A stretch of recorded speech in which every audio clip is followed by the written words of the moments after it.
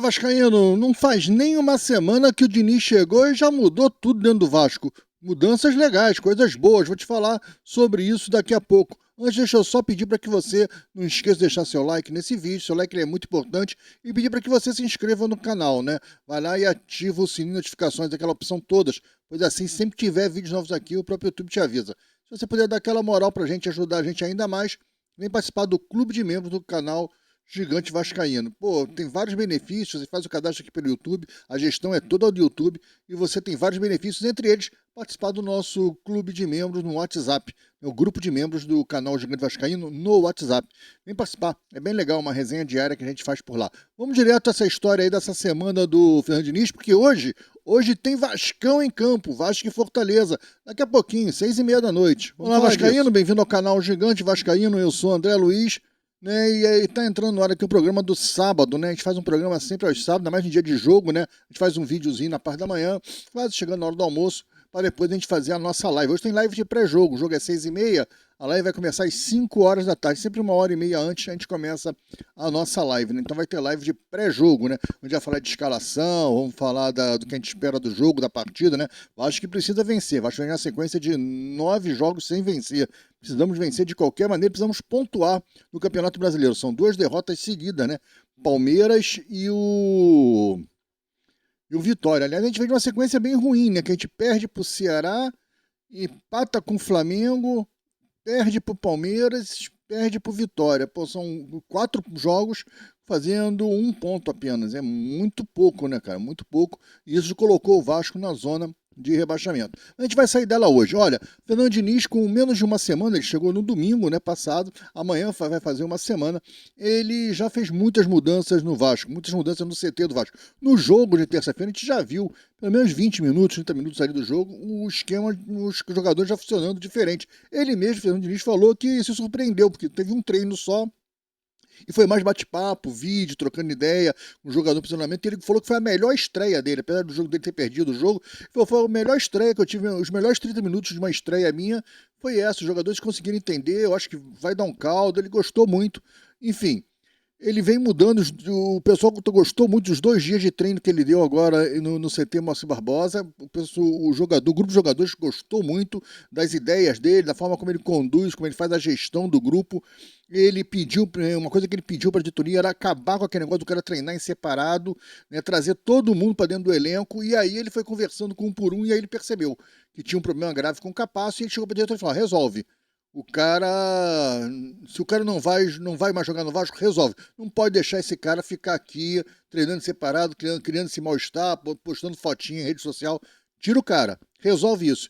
E o empresário do Capasso, ele tem uma entrada, o Diniz tem um conhecimento com o cara, por causa de um outro jogador da época do Fluminense, que o cara também é um empresário e tal. E aí ele foi no cara, ele mesmo foi no cara, conversou com o cara falou, pô, Diniz, legal, aí, pô, pelo peso que é o Diniz, o cara resolveu, o cara tava meio que irredutível, que o Vasco vem fazendo safadeza com o cara, com o jogador, e ele também vem retribuindo aquela guerrinha, né? E aí o Vasco e o cara conseguiram entrar num acordo intermediado pelo Diniz para que o Capasso saísse amigavelmente. Eu não sei ainda, não foi revelado ainda se o Vasco vai pagar alguma coisa para o Capasso até o final do ano, se o Capasso abriu mão de alguma coisa e o Vasco teve que abrir mão de outra. Eu não sei, mas foi amigável. Quando é amigável, todo mundo abre mão de algumas coisas. O Vasco está abrindo mão de 10 milhões de reais, né? Porque o Vasco comprou o cara e não vai vender. Então, isso é um fato, mas isso já iria acontecer. O Capasso ia sair de graça no final do ano, assinando um pré-contrato agora em junho. Então o Vasco já dispensou o Capasso está livre no mercado, vai ser feliz. Ok, já que não vai jogar no Vasco, então que seja feliz. Outro que rescindiu foi o Souza.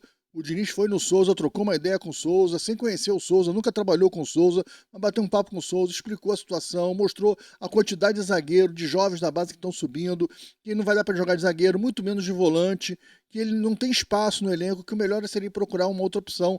Ninguém mandou o Souza encerrar a carreira, só disse que no Vasco não vai dar condição, e o Souza apelou para a vascainidade do Souza, e o Souza resolveu fazer também uma rescisão amigável com o Vasco.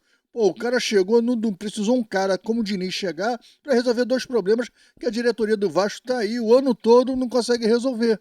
Né? A diretoria está lá tentando resolver isso, não consegue resolver. O cara chegou em 3, 4 dias de bate-papo, foi resolver, porque o cara conhece futebol, sabe fazer futebol, está acostumado a trabalhar nisso, e ele já falou que ele não vai ficar somente em treinamento, em treinar o grupo. O foco dele é o treinamento, é o campo, mas as coisas que acontecem no entorno, ele quer tomar conta, ele quer ser o gestor de todo o trabalho. Outra coisa que está funcionando também com o Diniz, está até na capa do vídeo, eu botei a foto do Rodrigo Caetano com uma setinha apontando pro Diniz, porque o Diniz já ligou pro Caetano, pro Rodrigo Caetano. O Rodrigo Caetano gosta muito do Vasco e a saída do Edinaldo da CBF abriu uma brecha, porque o novo presidente da CBF talvez vá trazer o seu diretor de futebol, né?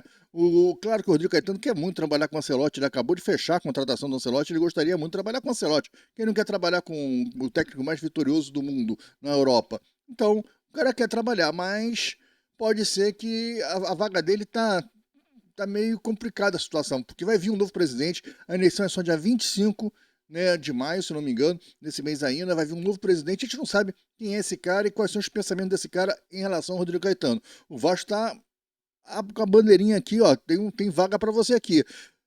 Talvez dia 25 de maio essa vaga não exista mais. Então, há conversas e o Fernando Diniz já conversou com o Rodrigo Caetano também, bateu um papo com ele para que ele possa vir trabalhar no Vasco novamente. O Rodrigo Caetano gosta muito do Vasco, é muito grato ao Vasco. A carreira do Rodrigo Caetano, ela é catapultada, né? Ela é levantada com o Vasco. Foi o Vasco que levantou a carreira dele naquele título da Copa do Brasil de 2011. Então, tem tudo a ver Vasco, Rodrigo Caetano, Fernando Diniz. Ele está trabalhando nos bastidores para também trazer um Rodrigo Caetano. Aí sim, você tem um diretor executivo de futebol de peso, um cara que vai mandar, e o Felipe vai ver que não tem. O Felipe vai ficar na área técnica, conversando com o Diniz sobre questões técnicas, sobre bate-bola, sobre futebol. O próprio Diniz pediu para que o Felipe fique como diretor técnico, pediu para ele não se afastar, para ele não ir para a base. Ele ia ser levado para a base, e o próprio Diniz que trouxe, ele falou: não, deixa ele aqui comigo, vamos a gente, mais uma pessoa para gente conversar, para a gente trocar ideia e tal. Pô, legal. Então, ele diz que o Diniz tem um perfil apaziguador e está mudando muita coisa no Vasco, né? Quanto ao time, parece que hoje ele vai manter o mesmo time que entrou em campo na terça-feira contra o Lanús. Novidade no banco, Maurício Lemos voltou da contusão, parece que finalmente está recuperado e vai para o banco, vai para o banco hoje. Ainda se tem uma dúvida por causa da questão física dele, a nível de preparação física, né? Não mais de contusão. Em contusão ele está recuperado da lesão na costela, deixou ele fora 10 partidas. Então ele está com problema, parece que de carga, de condicionamento físico. E aí não se sabe se o Diniz vai levar ele assim para o banco, não. Mas ele está liberado já para participar de partida. Mas o condicionamento físico dele tem uma questão de minutagem. Não sei se o Fernando Diniz vai levar ele para o banco, mas a expectativa é que ele já seja ambientado, já volte para o banco, mas o Gustavo vai começar o Luiz Gustavo como titular da zaga. Né? O Fernando Diniz gosta de manter essas situações. E aí o cara vai dando mole, vai dando brecha, ele vai trazendo o cara que é o banco, que está como substituto imediato. Vamos ver. Outra notícia interessante, assim, né? Interessante é uma palavra ruim porque eu vou falar. É a questão do Hugo Moura. O Hugo Moura estava com um problema familiar, cara. A gente vê que o Hugo Moura vem caindo aí nos últimos 2, 3 jogos, né? Do jogo do Palmeiras para cá, vem jogando mal. Né? E ele vinha jogando bem, mas ele começou a jogar mal e tal. Ele estava com um problema familiar em casa. A esposa dele estava com um problema na gravidez, estava grávida e vinha tendo problemas na gravidez, o que culminou agora esses dias. Ela acabou perdendo o neném na gravidez. O Vasco liberou ele para que ele pudesse dar assistência à família e tal, mas ele falou que está tudo bem em casa, está tranquila, a esposa dele tá bem, tem parentes em torno, né? Com ela, que ele vai para o jogo, que ele acha que o Vasco também está num momento muito delicado, muito difícil, e não é hora de ficar em casa. O que aconteceu já aconteceu, é irremediável, ele tem dado o apoio, mas ele quer ir pro jogo. Então ele vai pro jogo, cara. O Moura vai pro jogo. Achei uma atitude louvável do cara. A gente critica o cara, não sabe o que o cara tá passando, onde tá a cabeça do cara, né? O Vasco liberou ele, como liberou o Tietê, para deixar o Tietê resolver o problema do filho, né? Graças a Deus resolveu, tá tudo bem. O Hugo Moura, infelizmente, a notícia não foi tão legal, né? Mas desejo aí tudo de bom pro casal, pro Hugo Moura, pra esposa, né? A gente critica muito o CNPJ, né? Eu nunca critico o CPF, eu não critico a pessoa física, o homem Hugo Moura. Eu critico o jogador de futebol, o CNPJ. A pessoa, todo mundo tem seus problemas, suas dores, sua vida. Quando a gente vê a notícia dessa, é uma notícia lamentável, triste, né?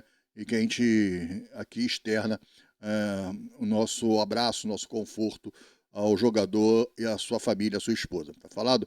Galera, é isso. Não esquece, 5 horas da tarde a gente vai ter a live de pré-jogo aqui no canal. Vem com a gente aqui para te bater um papo. Aí sim, vamos falar de escalação, vamos falar de arbitragem, vamos falar das coisas que são pertinentes ao jogo Vasco e Fortaleza em São Januário às 18h30. O jogo vai ter transmissão de muita gente, da Record, da R7, que é da Record também na internet, da Cazé TV e do Premiere. Acho que essa galera toda vai transmitir o jogo. Onde você vai assistir? Vamos lá, vamos ver. Fica com Deus. Até a live de 5 horas. Um grande abraço. Tamo junto. Tchau.